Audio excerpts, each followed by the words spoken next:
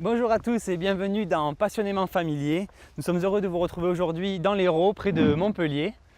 Aujourd'hui, nous irons à la rencontre des vétérinaires de la clinique Langue d'Ossia à Montpellier.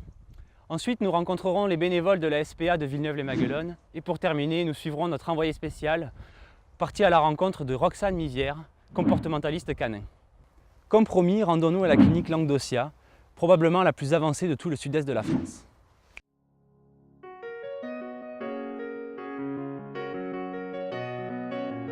Au nord-ouest de Montpellier se trouve la clinique vétérinaire Langue d'Ossia. Cette clinique fondée il y a plusieurs années regroupe 15 vétérinaires dont 7 spécialistes reconnus en ophtalmologie, dermatologie et neurologie.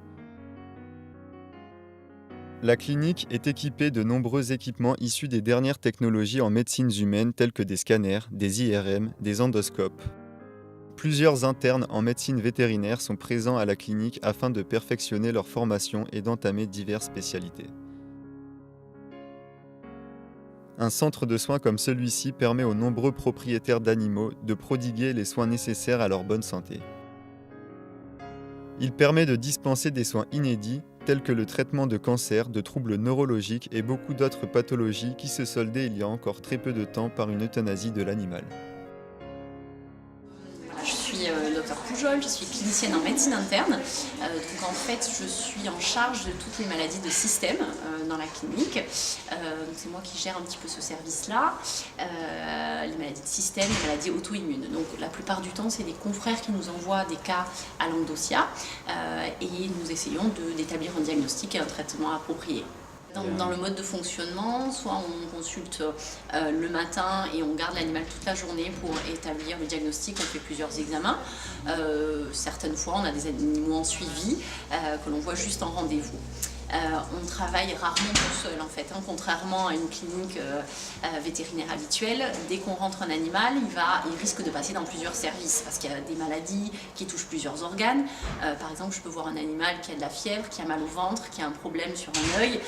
Dans ce cas-là, l'animal va être vu dans le service d'imagerie pour une échographie abdominale.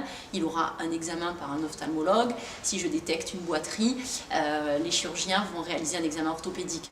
Si c'est compliqué pour nous d'être confrontés à la souffrance et à la douleur animale, on est habitué, mais c'est parfois difficile. On est tous, je pense que les vétos, on a quand même une vocation du bien-être animal et de faire un bon diagnostic et de mettre un traitement vraiment... Parce que il y a l'animal, mais il y a aussi les propriétaires. Ça, c'est la souffrance animale, mais il y a souvent aussi les propriétaires. Souvent, l'animal a une place de choix dans la famille, avec des histoires aussi personnelles diverses et des fois très attachantes. Et en plus de leur santé, n'oubliez pas que nous sommes aussi responsables de leur bien-être. Pour cela, rien de mieux que de leur offrir un bon foyer. À présent, partons donc à la rencontre de Simone et Marianne, deux bénévoles de la SPA de Montpellier Méditerranée Métropole. Situé aux alentours de Montpellier, plus précisément à Villeneuve-les-Maguelones, le refuge SPA de Montpellier Métropole Méditerranée et la fourrière animale Néo recueillent plusieurs centaines de chats et de chiens chaque année.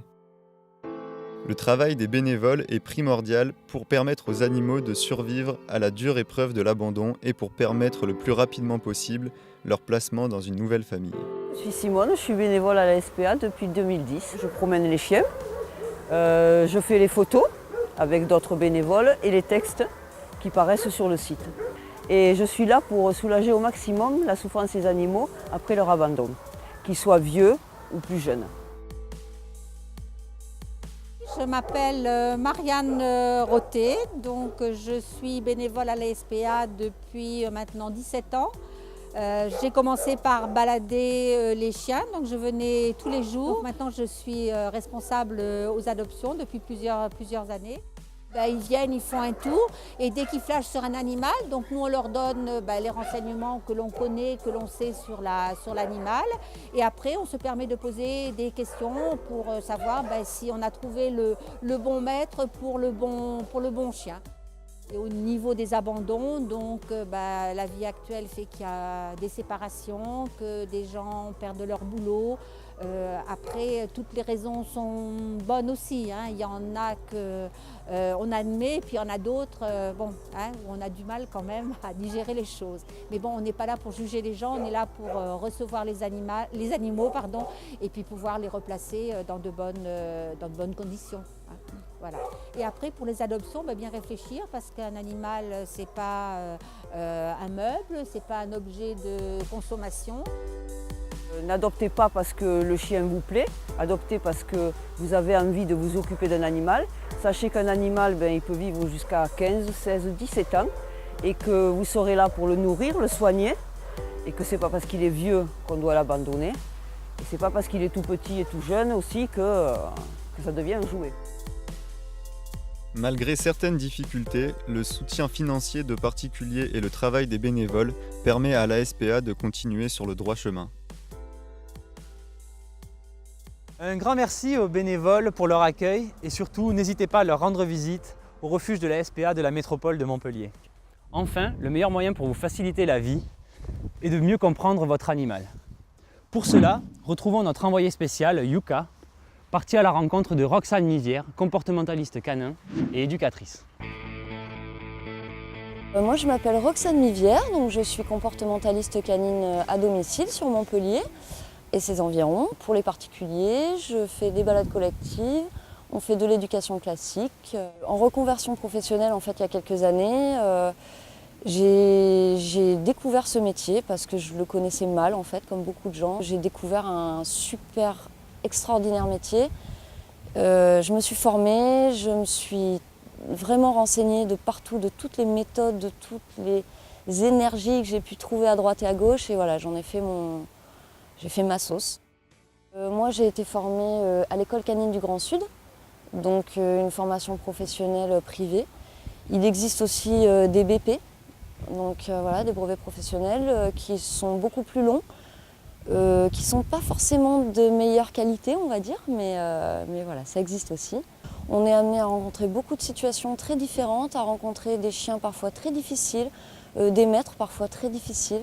Donc voilà, il faut savoir s'adapter et si on n'est pas passionné, on se retrouve vite confronté à des problèmes qu'on ne peut pas résoudre. Ce métier, je le fais d'abord pour aider le chien à bien vivre, à être heureux, à être un chien épanoui et puis ensuite bien sûr aider le maître à s'en sortir facilement voilà, avec son chien.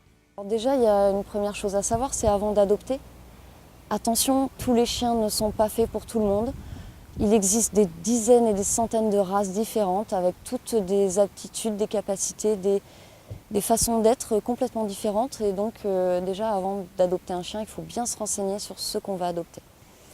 Une fois qu'on a choisi notre toutou, effectivement il va falloir commencer une éducation. Donc si on adopte un chiot, on va se retrouver confronté aux problématiques des besoins. Donc apprendre au chiot à devenir propre, apprendre au chiot à devenir sociable, lui apprendre à devenir obéissant sans s'énerver. Mais on peut aussi, nous éducateurs, intervenir sur le chien adulte, donc chien issu de SPA, d'associations. Et bien là, on arrive aussi avec notre petit savoir pour régler les problèmes s'il y en a. Ça peut être de la destruction, des anxiétés. Donc là, pareil, on intervient et on essaye un petit peu de donner toutes les clés. Maintenant, les choses à connaître pour le nouveau maître qui ne sait pas trop quoi faire, effectivement, il y en a tellement que je crois que appeler l'éducateur canin, c'est la meilleure des options.